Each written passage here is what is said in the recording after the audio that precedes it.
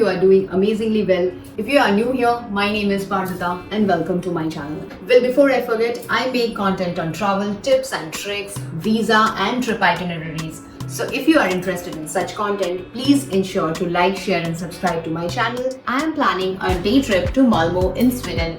Malmö is the third largest city in Sweden after Stockholm and Gothenburg. Forgive me if I am butchering the names.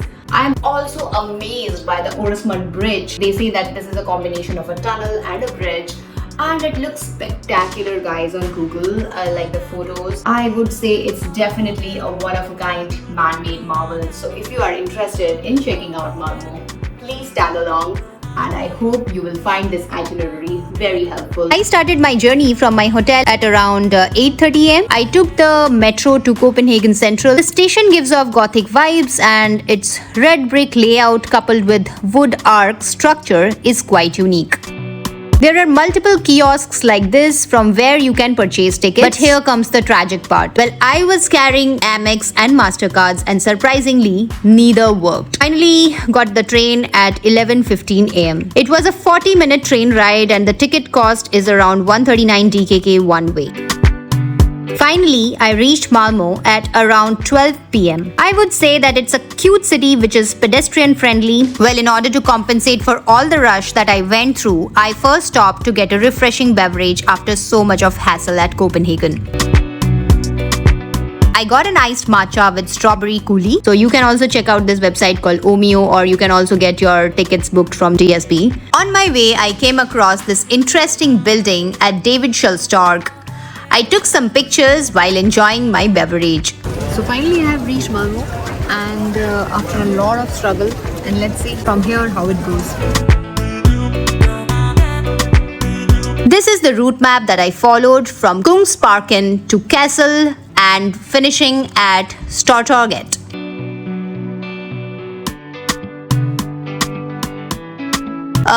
First stop was Kungsparken, oldest public park built in 1872. This lush green park offers some amazing views and canal tour.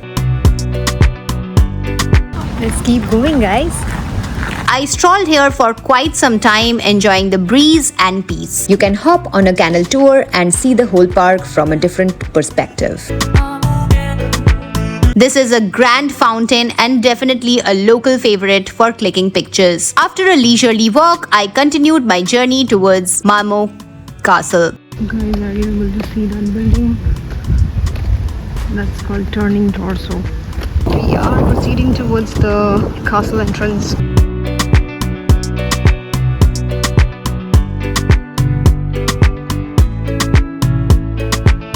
As you enter, you will have to purchase ticket costing at around 60 SEK per adult.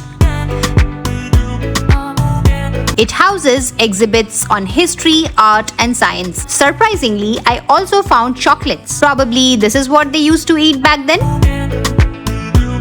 There are different sections, and although this is a museum, you can easily spend around 1.5 to 2 hours here reading through every single detail. This section in particular highlights the ordinary people and their experiences under the systems of authority. Themes include plague, epidemics, etc. They have preserved every detail of how royals used to live and operate war artifacts beautifully.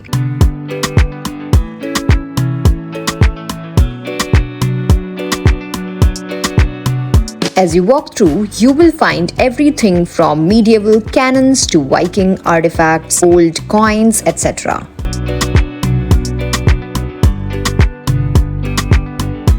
You can also buy souvenirs while you're exiting. The castle in itself is a must-see with red brick walls and striking architecture. I walk towards the castle mill. It's again a different photo op within this area for tourists.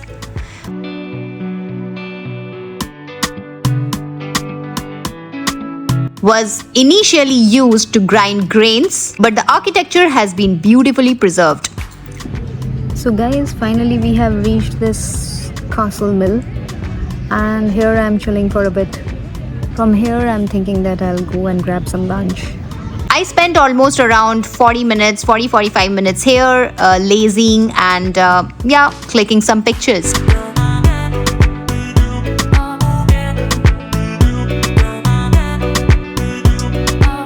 It's a perfect spot for a jog, quick walk, or a lazy summer picnic. Post this, I walked through this beautiful park and finally reached Stortorget to grab some lunch. Every street is picturesque and the houses are Pinteresty. This area is lively and it attracts majority of the tourist folks. I took some photos and stopped finally at Adolf Gustav, which is famous for its Swedish meatballs. Although I ate Swedish meatballs at IKEA, now it's time to compare it with the authentic one. And I must say that the taste definitely deserves the popularity. Within Stortorget, there are quite a few places that you can walk by. This is Swedish Orchestra Loved Artworks. It's a cheerful place of public art. It definitely looks like a frozen band or parade.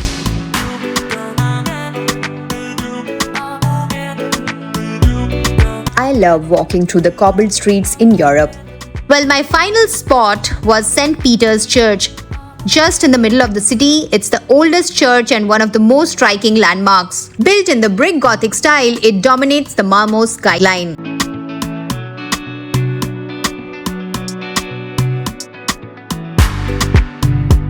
It's an active parish church, so if you are lucky enough, you might catch a sound of a recital or a choir if you visit at the right time.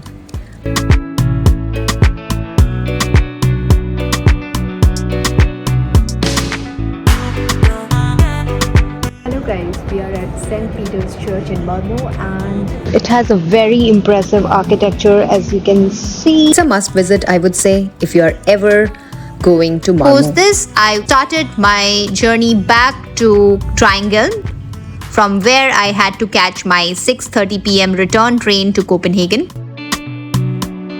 On my way, I crossed Davidshallstorg Bridge. There are 19 pairs of bronze shoes that are cast along the sides, each pair honoring a prominent artist associated with Malmö.